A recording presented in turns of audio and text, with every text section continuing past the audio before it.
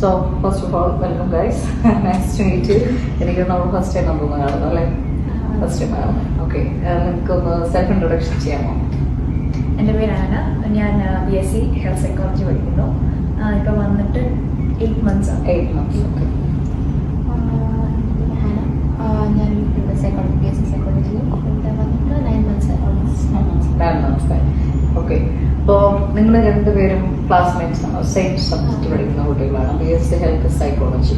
എന്തുകൊണ്ടാണ് ലിത്വേനിയ എന്നുള്ള ഒരു കൺട്രി നിങ്ങളുടെ ഹയർ എഡ്യൂക്കേഷന് വേണ്ടി ചൂസ് ചെയ്തത്?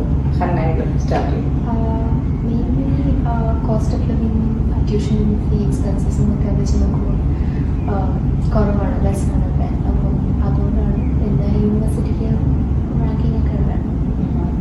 എങ്ങനെയാണ് നിങ്ങൾ യൂണിവേഴ്സിറ്റിയിൽ എത്തിയത്? എങ്ങനെയാണ് എൻ്റെ സ്റ്റുഡൻസ് ആയത്?